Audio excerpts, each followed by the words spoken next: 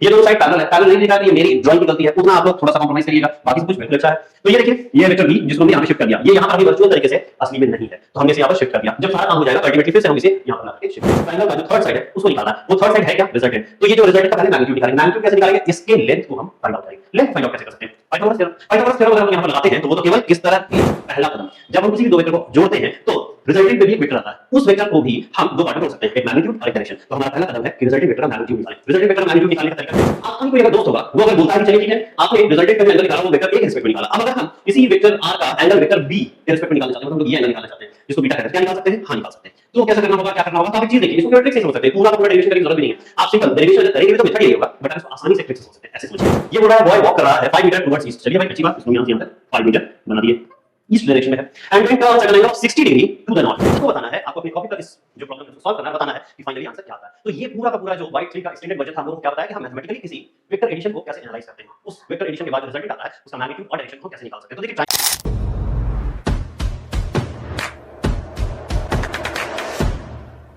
Welcome to the marker class, और आज हम लोग बाइट 3 में वेक्टर एडिशन का ही एक मैथमेटिकल वर्जन को डिस्कस करेंगे। तो पिछले वीडियो में हमने क्या देखा, हमने देखा कि कैसे triangle law of vector addition या parallelogram law of vector addition काम करता है। उसमें हमने स्केलिंग मेथड के बारे में भी सीखा कि हम किसी वेक्टर को किस तरह से रिप्रेजेंट करते हैं।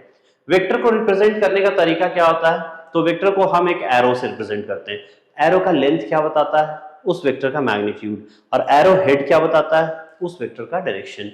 और इस तरह से अगर हम मैग्नीट्यूड और डायरेक्शन का प्रॉपर यूज करें और उस समय हम दो वेक्टर्स को ऐड करने की कोशिश करें तो हमें रिजल्टेंट वेक्टर मिलता है triangle law of vector addition से या parallelogram law of vector addition से। तो ये सारी चीजें हमने बाइट 3 के वेक्टर एडिशन के फर्स्ट पार्ट में डिस्कस किया। अब बाइट 3 का एक्सटेंडेड वर्जन जिसमें हम बात करने वाले हैं mathematical analysis of vector addition. तो चलिए पहले हम मैथमेटिकल एनालिसिस सीखेंगे और फिर उसी के बेसिस पर आज हम सबसे पहले दो वेक्टर्स को ऐड करना सीखेंगे in terms of magnitude and direction. चलिए फिर देखा जाए, चलिए देखते हैं यहां पर। तो हम लोग बात करते हैं यहां पर सबसे पहले वेक्टर एडिशन की। तो वेक्टर एडिशन में मैंने आपको पहले ही बताया था क्या, कि triangle law of vector addition लीजिए या parallelogram law of vector addition लीजिए, दोनों का मेथड अलग हो सकता है लेकिन इसका एंड रिजल्ट बिल्कुल सेम होता है।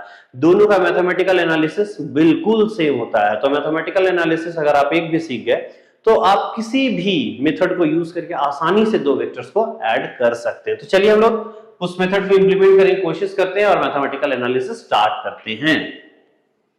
मान लीजिए ये है कोई वेक्टर जिसको हम कहते हैं वेक्टर ए, ठीक है। ये है दूसरा वेक्टर जिसको हम कह देते हैं वेक्टर बी, ये भी बहुत अच्छा। दोनों वेक्टर के बीच का एंगल कितना है, थीटा। अब हमको करना क्या है, हम इन दो वेक्टर्स को ऐड करना चाहते हैं। ऐड कब कर सकते हैं, इस बात को भी हम लोगों ने यहां पर डिस्कस किया था। ऐड तब कर सकते हैं जब ये दोनों वेक्टर सेम वेक्टर हो, पहली बात। दूसरी बात, दोनों vector at the same moment एक ही पॉइंट पर यूज होना चाहिए, एक ही पॉइंट पर एक्ट करना चाहिए। तो फिर अब हम लोग यहां पर देखते हैं कि इसको ट्राइंगल ऑफ वेक्टर एडिशन से किस तरह से हम लोग आसानी से सॉल्व कर सकते हैं, मैथमेटिकली एनालाइज कर सकते हैं। देखिए हम क्या करेंगे, इस वेक्टर को उठा करके यहां पर रख देते हैं और इसका ना ही हम डायरेक्शन चेंज करेंगे ना ही हम इसका मैग्नीट्यूड चेंज करेंगे, केवल शिफ्टिंग ऑफ वेक्टर्स होगा। ठीक है भाई, बहुत अच्छी बात, करते हैं। तो यहां पर कर दिया जाए, ठीक है। हाँ, ये दोनों साइड पैरेलल है, पैरेलल नहीं भी दिख रहा है तो ये मेरी ड्राइंग की गलती है, उतना आप लोग थोड़ा सा कॉम्प्रोमाइज करिएगा, बाकी सब कुछ बिल्कुल अच्छा है। तो ये देखिए ये है वेक्टर बी जिसको हमने यहाँ पे शिफ्ट कर दिया, ये यहाँ पर अभी वर्चुअल तरीके से असली में नहीं है तो हमने इसे यहाँ पर शिफ्ट कर दिया। जब सारा काम हो जाएगा तो अल्टीमेटली फिर से हम इसे यहाँ पर ला करके शिफ्ट कर देंगे, ठीक है। तो वेक्टर ए, ये है वेक्टर बी, तो ये है रिजल्टेंट वेक्टर आर, ठीक है। अब आप लोग याद कीजिएगा तो आपको याद आएगा क्या, क्या चीज याद करना है और क्या याद आएगा, वो ये कि किसी भी वेक्टर को हम क्या करते हैं, उसके मैग्नीट्यूड और डायरेक्शन के टर्म्स में रिप्रेजेंट कर सकते हैं। Full vector is equal to magnitude times unit vector. उसी तरह से हम यहां ए वेक्टर को कैसे रिप्रेजेंट कर सकते हैं, ए कैप। ये जो बी वेक्टर है इसको कैसे रिप्रेजेंट कर सकते हैं, इसको ऐसे लिख दिया जाए ज्यादा अच्छा होगा। वेक्टर बी को हम कैसे रिप्रेजेंट कर सकते हैं, बी कैप। और वेक्टर आर को कैसे रिप्रेजेंट कर सकते हैं, आर कैप। उसमें ये जो ए है, ये जो बी है, ये जो सी है, ये क्या रिप्रेजेंट करता है, ये रिप्रेजेंट करता है रेस्पेक्टिव वेक्टर्स के मैग्नीट्यूड को। ठीक है, बहुत अच्छी बात। लेकिन ये तो अल्फाबेटिकल रिप्रेजेंटेशन है। ग्राफिकल रिप्रेजेंटेशन क्या होता है, तो ग्राफिकल रिप्रेजेंटेशन हम किसी वेक्टर का कैसे करते हैं, एरो से। एरो का लेंथ क्या बताता है, इस बात को बार बार मैं रिपीट करूंगा, एरो का लेंथ क्या बताता है, उसका मैग्नीट्यूड। ठीक है भाई। तो सबसे पहले ये जो रिजल्टेंट आ रहा है, इस रिजल्टेंट के बाद दो चीजें हैं, पहला उसका मैग्नीट्यूड, दूसरा उसका डायरेक्शन। तो रिजल्टेंट का अगर हम मैग्नीट्यूड भी निकाल लें, उसका डायरेक्शन भी निकाल लें, तो आसानी से हमें रिजल्टेंट की पूरी जानकारी मिल जाएगी। उसी को हम लोग यहां पर देखेंगे। चलिए फिर तो यहां पर देखा जाए, देखिए क्या करना है, इसको बहुत ध्यान से देखिएगा। हम यहां पर इसको इस तरह से एक्सटेंड करेंगे। ये जो एंगल था ए और बी के बीच में, जब बी यहां है तो ये एंगल भी थीटा होगा। इसको यहां से हम यहां तक मिला देंगे, मिला दिया गया, बहुत अच्छी बात। पी क्यू आर तो यहां पर है, एस टी। ठीक है, हमको क्या करना है, इस ट्राइंगल का जो थर्ड साइड है उसको निकालना है। वो थर्ड साइड है क्या, रिजल्टेंट। तो ये जो रिजल्टेंट का पहले मैग्नीट्यूड निकालेंगे। मैग्नीट्यूड कैसे निकालेंगे, इसके लेंथ को हम फाइंड आउट करेंगे। लेंथ को फाइंड आउट कैसे कर सकते हैं, पाइथागोरस थ्योरम। पाइथागोरस थ्योरम अगर हम लोग यहां पर लगाते हैं तो वो तो केवल किस तरह के कंडीशंस पे लगता है, जब हमारे पास ट्राइंगल कैसा हो, राइट एंगल ट्राइंगल हो। तो हाँ, ये राइट एंगल ट्राइंगल है, PST एक राइट एंगल ट्राइंगल है। तो हम लोग यहां पर क्या कह सकते हैं, इन ट्राइंगल PST। बहुत अच्छी बात। तो यहां पर हम लोग ऐसा कह सकते हैं ना, PS square equals PT square plus ST square. चलिए भाई ठीक है। तो PS इक्वल्स, ये जो PT है, ये जो पूरा PT है, क्या इसको हम ऐसे लिख सकते हैं, PQ प्लस QT स्क्वायर और ST स्क्वायर। देखिए ये थोड़ा सा गड़बड़ हो गया, इसको ठीक कर लिया जाए। तो यहां पे क्या होगा, ST स्क्वायर। अब ये जो भी है ये लेंथ है। लेंथ मतलब किसी भी वेक्टर का मैग्नीट्यूड। तो हम लोग यहां पर मैग्नीट्यूड को अब रिप्रेजेंट करना शुरू करते हैं। तो यहां पर देखिए PQ का मैग्नीट्यूड कितना है, केवल A प्लस QT नहीं पता, प्लस ST नहीं पता, हो गया। और इस तरह से ये PS निकल रहा है। तो अब हमें ये QT और ST भी तो पता लगाना होगा। तो हम एक काम करते हैं, यहां पर पता लगा लेते हैं। चलिए सबसे पहले इरेजर लेकर के इसको हम लोग मिटा देते हैं और फिर आते हैं। देखिए यहां पर ये है ट्राइंगल, हम यहां पर लिखेंगे इन ट्राइंगल QST।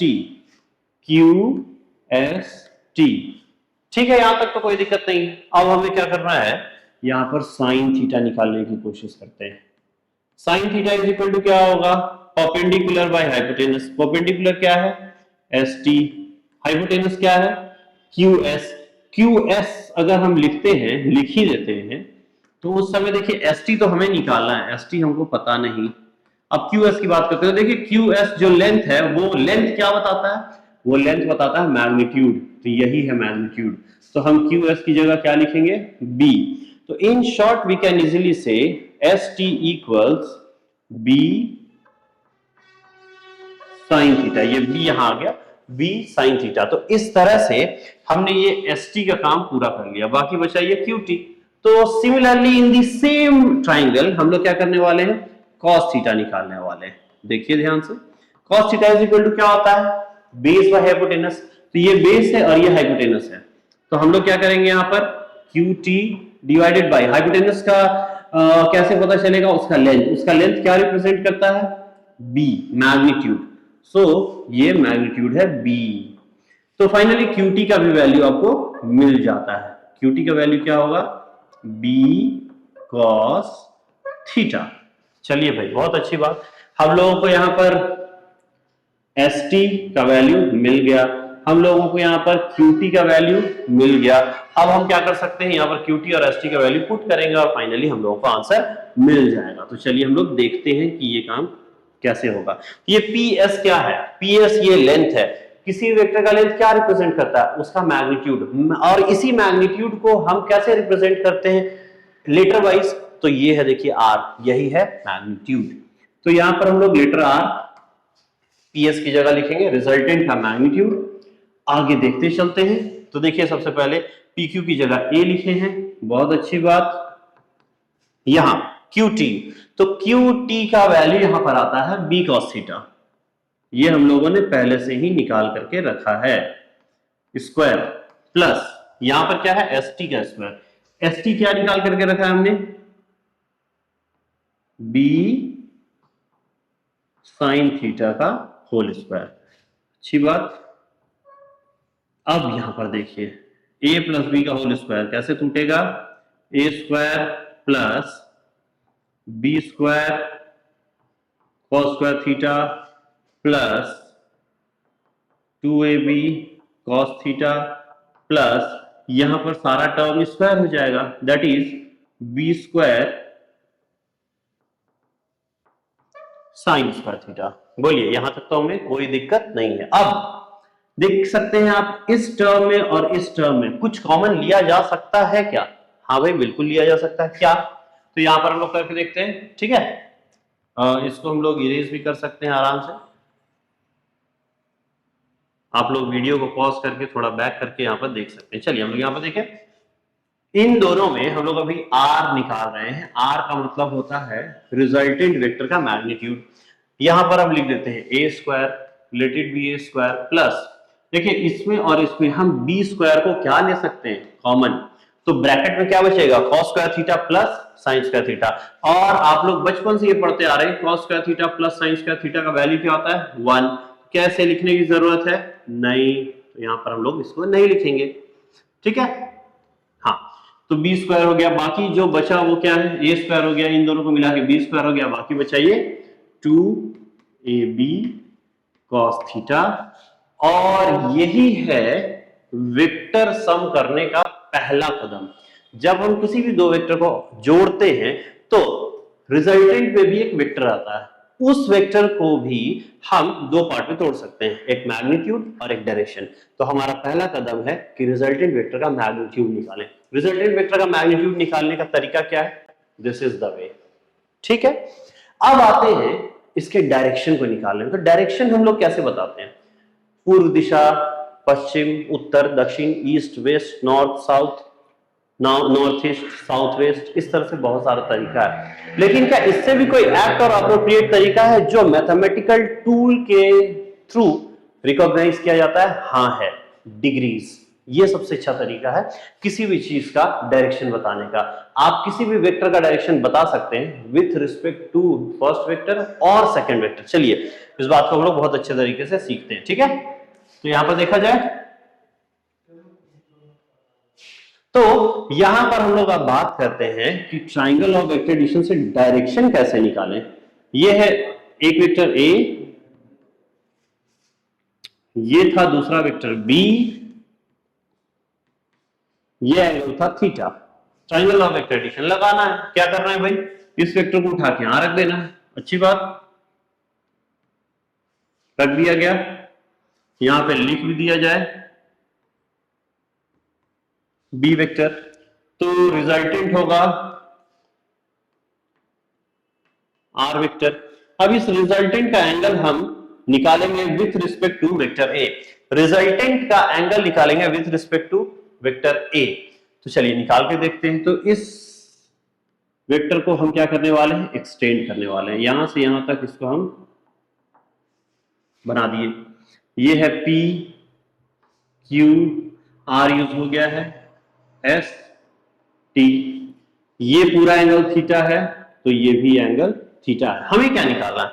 हमें निकालना है ये अल्फा। तो एक काम करते हैं ना, यहां पर हम बोलते हैं इन ट्राइंगल, कौन सा triangle? Right angle triangle PST, in triangle PST। कोई दिक्कत? कोई दिक्कत नहीं। तो ट्राइंगल PST में अगर हम tan थीटा tan अल्फा निकालना चाहें, ये अल्फा है, tan अल्फा निकालना चाहें तो tan alpha is equal to क्या होगा? Perpendicular by base. ये होता है परपेंडिकुलर, ST क्या होता है? परपेंडिकुलर, बेस क्या होता है? PT। ST तो ठीक है, PT को क्या हम दो पार्ट में तोड़ सकते हैं? हाँ भाई, PQ और QT। PQ प्लस QT, अच्छी बात। तो tan अल्फा इक्वल्स ST के बारे में हम लोग यहां पर अभी देखे थे, इसका वैल्यू निकाले थे, वो क्या था? B sin theta. और QT का भी हम लोग यहां पर वैल्यू निकाले थे, वो क्या था? B cos theta. तो यहां पर हम लोग ST की जगह पर क्या यूज करने वाले हैं? B sin theta divided by ये PQ क्या है भाई? PQ जो था ये लेंथ है। लेंथ को एक्चुअली में ये एरो का लेंथ क्या बताता है? मैग्नीट्यूड। तो यहां पर देखिए, इस वेक्टर को हम मैग्नीट्यूड और डायरेक्शन के टर्म में लिख सकते हैं। तो ये लेंथ एक्चुअली में ये मैग्नीट्यूड बताता है। तो हम लोग यहां पर क्या लिखेंगे? PQ बराबर A प्लस QT क्या है? B cos theta. तो इस तरह से हम एक काम कर सकते हैं कि अभी अभी हम लोगों ने देखा कि जब वेक्टर R का हमें, मतलब वेक्टर R, ये रिजल्टेंट वेक्टर R, इसका जब हम लोगों को मैग्नीट्यूड निकालना था तो मैग्नीट्यूड का वैल्यू क्या आया था? A square plus B square plus 2AB cos theta. अच्छी बात। अब डायरेक्शन निकाला गया tan अल्फा, तो वो क्या आया? तो ये आता है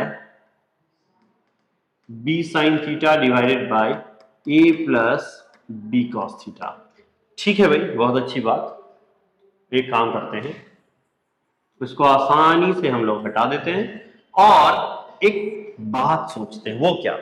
आपका ही कोई अगर दोस्त होगा, वो अगर बोलता है कि चलिए ठीक है, आपने रिजल्टेंट का जो एंगल निकाला वो वेक्टर A के रिस्पेक्ट में निकाला, अब अगर हम इसी वेक्टर R का एंगल वेक्टर B के रिस्पेक्ट में निकालना चाहते हैं, मतलब हम लोग ये एंगल निकालना चाहते हैं जिसको बीटा कह रहे हैं, तो क्या निकाल सकते हैं? हाँ, निकाल सकते हैं।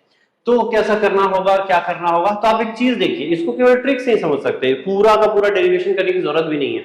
आप सिंपल डेरिवेशन अगर करेंगे भी तो मेथड यही होगा, बट आप इसको आसानी से ट्रिक से समझ सकते हैं। ऐसे समझिए, समझना ऐसे है कि देखिए, ये जो वेक्टर है जिसको हम रिजल्टेंट कह रहे हैं, जब हमको अल्फा एंगल निकालना था तो अल्फा एंगल, रिजल्टिंग का एंगल अल्फा किसके साथ अटैच है?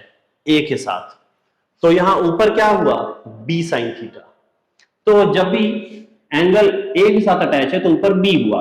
जब ये एंगल हम निकालेंगे तो ये बीटा एंगल किससे अटैच है? बीटा से, B से, तो ऊपर में A होगा। मतलब tan बीटा इक्वल्स, यहां B की जगह A हो जाएगा, A sin theta by B plus A cos theta. बस इतना ही करना है और इतना ही आसान ही है। ठीक है, तो अब इस तरह के जो सवाल हैं उसको हम आसानी से पहले समझने की कोशिश करते हैं through some of the questions. चलिए देखते हैं कि क्वेश्चन क्या है। ठीक है,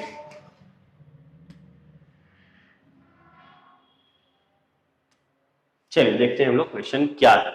A boy walks 5 meter towards east, then turns at an angle of 60 degree to the north of east and walks 5 meter. Calculate the net displacement of the boy. Also find the direction of the net displacement. चलिए भाई, इस बात को हम लोग अच्छे से समझ लें।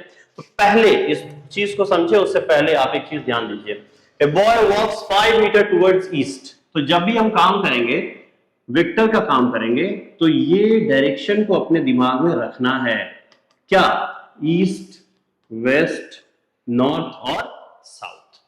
ये बोल रहा है बॉय वॉक कर रहा है 5 मीटर टुवर्ड्स ईस्ट। चलिए भाई, अच्छी बात, इसको हम यहां से यहां तक 5 मीटर बना दिए, ईस्ट डायरेक्शन में है।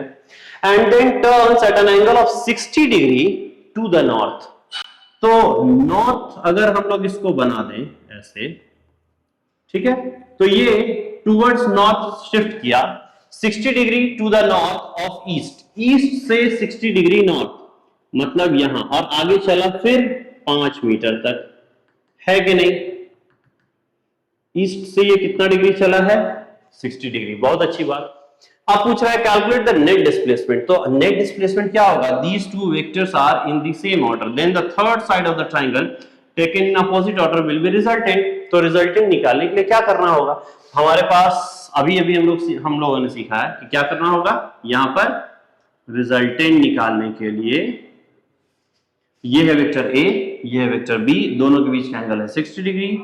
तो वेक्टर ए का स्क्वायर प्लस बी का square plus 2ab cos theta. बहुत अच्छी बात। ए स्क्वायर कितना है? 5 का स्क्वायर 25, बी का स्क्वायर कितना है? 25। ठीक है, इसको इसको इसको इसको इसको ठीक है, इसको यहीं पे रहने देते हैं। Plus 2 into 5 into 5 into cos 60 degree. बोलिए होगा कि नहीं? एकदम होगा। ये है 60 डिग्री, ठीक है। ये हो गया 50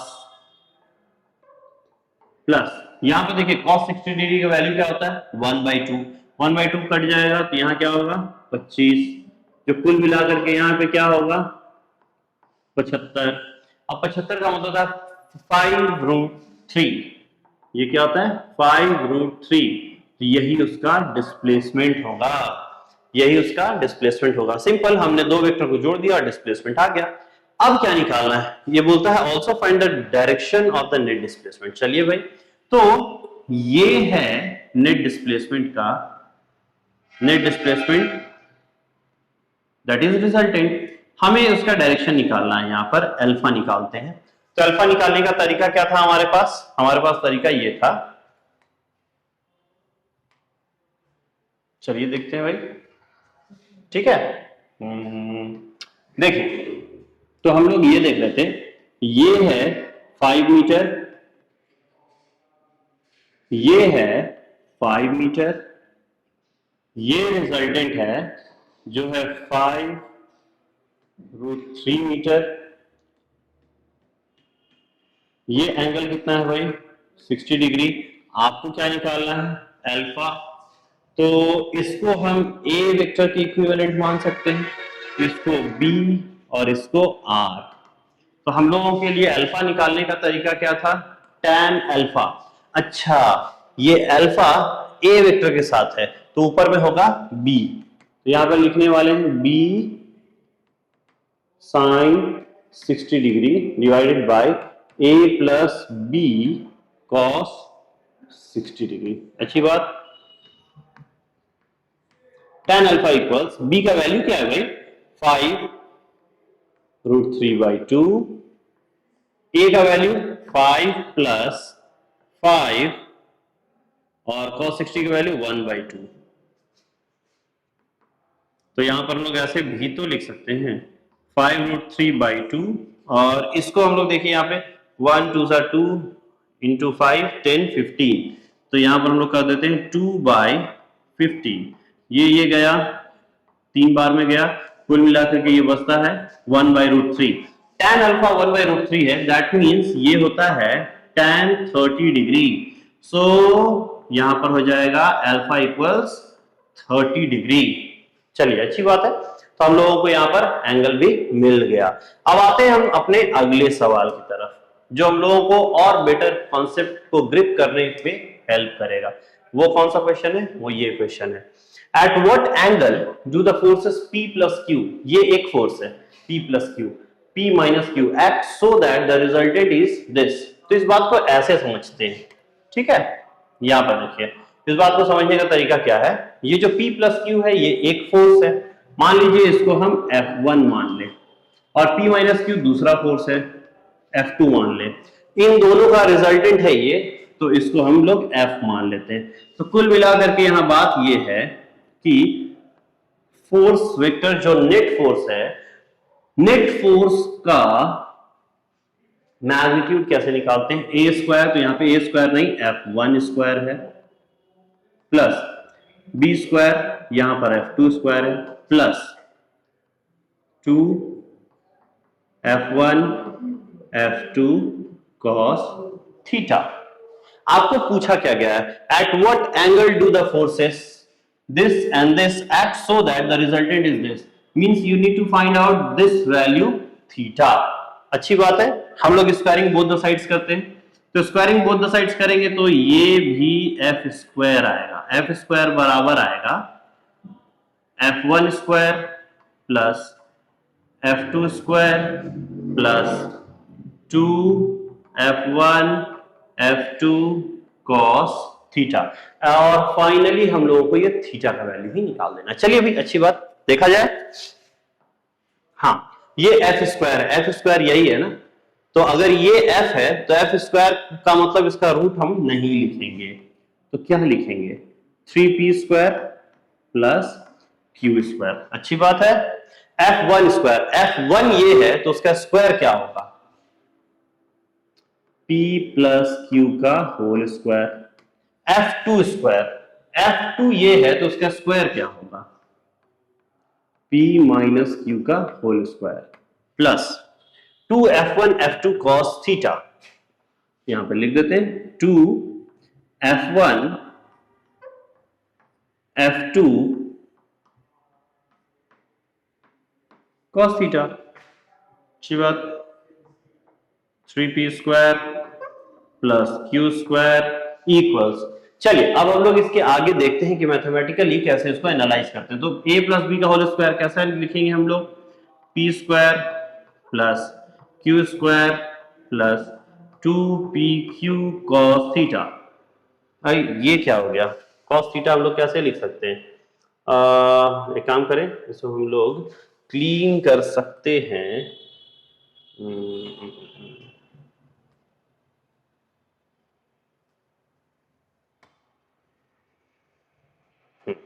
चलिए यहां तक हम लोग तो देखेंगे थे, तो एक काम करें हम लोग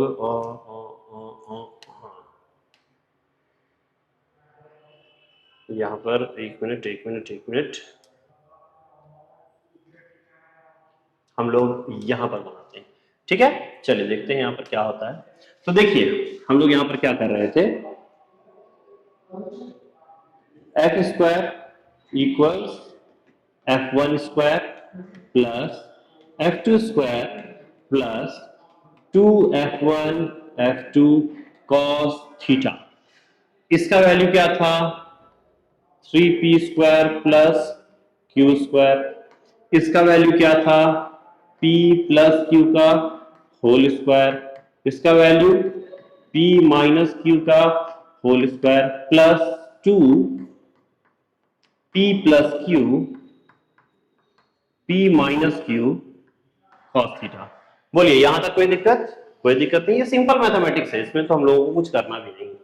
आगे देखते हैं 3p स्क्वायर क्यू स्क्वायर बराबर, अब इसको हम लोग तोड़ देते हैं, p square plus Q square plus 2pq, इसी के आगे cos थीटा लिखा गया था, मतलब वो जो एक फ्लो होता है वेक्टर वाला, उसी फ्लो को मेंटेन करने में यहां पर ये गलती हुई थी। p माइनस क्यू का whole square means p square plus Q square minus 2pq plus, अब यहां पर आप देख सकते हैं 2 को बाहर रखिए और यहां पर हम लोग क्या लिख सकते हैं p square minus Q square cos theta. अच्छी बात, ये और ये कट गया,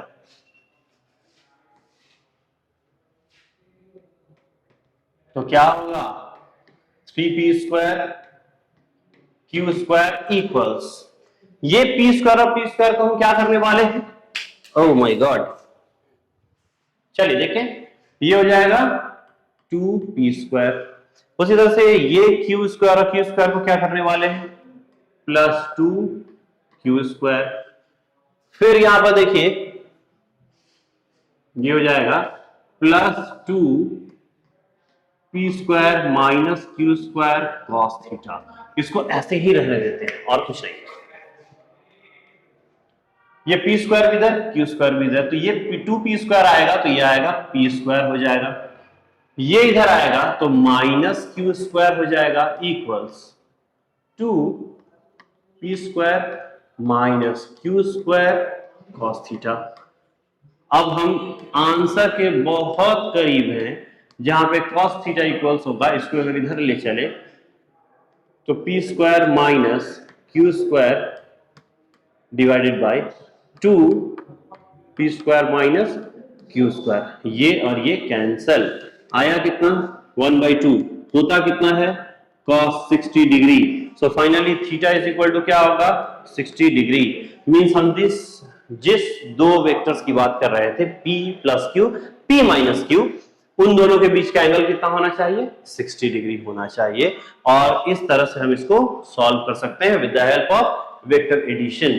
ठीक है, तो वेक्टर एडिशन में हमें ज्यादा कुछ नहीं, बस दो ही फॉर्मूला याद रखना है। वो कौन कौन सा, एक मैग्नीट्यूड निकालने वाला और दूसरा डायरेक्शन निकालने वाला। डायरेक्शन निकालने का सबसे अच्छा तरीका हम किसे मानते हैं, एंगल को। जो भी रिजल्टेंट है उसका एंगल हम या तो पहले वेक्टर से दे दें या फिर दूसरे वेक्टर के रिस्पेक्ट में दे दें। चलिए ठीक है भाई, आते हैं अब हम लोग अपने नेक्स्ट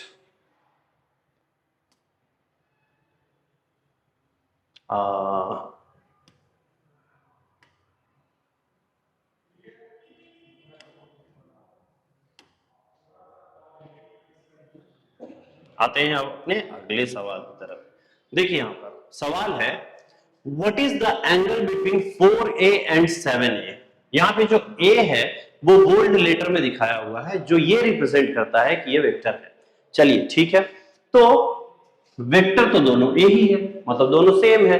आगे 4 और 7 क्या बता रहा है, उसका मैग्नीट्यूड, मतलब कि 7a, सॉरी यहां पर ये देखिए 7a अगर कुछ ऐसा होगा तो 4a कुछ ऐसा होगा, और दोनों एक ही डायरेक्शन में है। So what is the angle between 4a and 7a। Simple, जब दो वेक्टर हैं सेम डायरेक्शन में है तो दोनों के बीच का एंगल क्या होगा 0 डिग्री। तो हम लोग यहाँ पे क्या लिखेंगे 0 डिग्री। ठीक है, आते हैं हम लोग चौथे क्वेश्चन में। यहां पर क्या बता रहा है, two vectors have magnitude 6 unit and 8 units respectively. अच्छा ठीक है भाई, find magnitude of resultant of two vectors if angle between two vector is 0 degree, 180 degree and 60 degree. एक एक करके हम लोग देखते हैं। यहां पर एक बात याद रखिएगा, दो वेक्टर है 6 यूनिट और 8 यूनिट का, तीन एंगल लिया गया है 0 डिग्री, 180 डिग्री और 60 डिग्री। अगर दो मैं बना दूं तो एक आप आसानी से बना सकते हैं, तो उसको बनाने की कोशिश की जाए। चलिए देखते हैं भाई। देखिए तो हम लोग यहां पर देखते हैं, ये है एक वेक्टर 6 यूनिट, इसको हम लोग यूनिट से दिखा देते हैं, ये है 6 यूनिट, और दूसरा वेक्टर जो है वो है 8 यूनिट, और इसको भी हम ऐसे दिखा देते हैं 8 यूनिट। ठीक है, दोनों के बीच का पहला एंगल कितना था 0 डिग्री। तो रिजल्टेंट कैसे निकालेंगे, यहां पर देखिए डायरेक्शन हम लोगों को दोनों के बीच का एंगल पता है, तो पहले तो हम लोग यहां पर रिजल्टेंट का केवल मैग्नीट्यूड निकालेंगे। कैसे निकालेंगे, ये वेक्टर a, ये वेक्टर b, दोनों के बीच का एंगल 0 डिग्री, तो a square plus b square plus 2ab cos theta.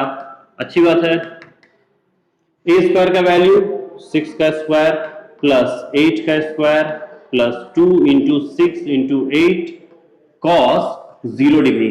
इस कॉस 0 डिग्री का वैल्यू क्या होता है 1, तो फाइनली आंसर क्या आता है 36 प्लस 64 प्लस, यहां देख सकते हैं 6 8 48 2 96 होता है कि नहीं होता है, हाँ भाई, तो ये हो गया 196।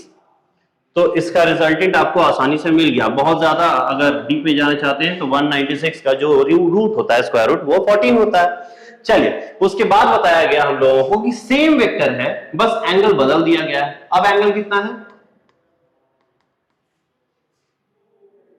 6 का स्क्वायर प्लस 8 का स्क्वायर, यहां तक तो ठीक है, plus 2 into 6 into 8 cos 180 degree. तो cos 180 डिग्री का वैल्यू क्या होता है -1। तो यहाँ पर 6 का स्क्वायर 36, 64, ये हो गया 6 48 दूनी 96, हुआ कि नहीं, इंटू -1, यहाँ पे ये माइनस हो जाएगा, ठीक। तो 100 में से 96 गए, square root 4 that is 2, resultant आ गया 2। तो ये जो सबसे लास्ट क्वेश्चन है वो मैं आप लोगों के लिए छोड़ता हूं। क्या होगा अगर दोनों वेक्टर सेम रहे लेकिन दोनों के बीच का एंगल कुछ ऐसा हो, 6 यूनिट, 8 यूनिट और दोनों के बीच का एंगल 60 डिग्री। बस यहाँ 60 डिग्री पुट करना है और आपको बताना है, आपको अपने कॉपी पर इस जो प्रॉब्लम है उसको सॉल्व करना है और बताना है कि फाइनली आंसर क्या आता है। तो ये पूरा का पूरा जो बाइट 3 का एक्सटेंडेड वर्जन था, हम लोगों को क्या बताया कि हम मैथमेटिकली किसी वेक्टर एडिशन को कैसे एनालाइज करते हैं, उस वेक्टर एडिशन के बाद जो रिजल्टेंट आता है उसका मैग्नीट्यूड और डायरेक्शन को हम कैसे निकाल सकते हैं। तो देखिए, ट्राइंगल लॉ और पैरेललोग्राम लॉ या फिर पॉलीगॉन लॉ वेक्टर एडिशन, ये डिफरेंट मेथड्स हैं, लेकिन फाइनल रिजल्ट जो होता है वो इन्हीं फॉर्मूले से आता है। तो आज के लिए हम लोग इतना ही रखेंगे। नेक्स्ट बाइट में हम लोग इसके अगले वर्जन की बात करेंगे और हम लोग देखेंगे कि मल्टीप्लिकेशन ऑफ वेक्टर क्या होता है, सब्ट्रैक्शन ऑफ वेक्टर क्या होता है। तब तक के लिए बाय बाय।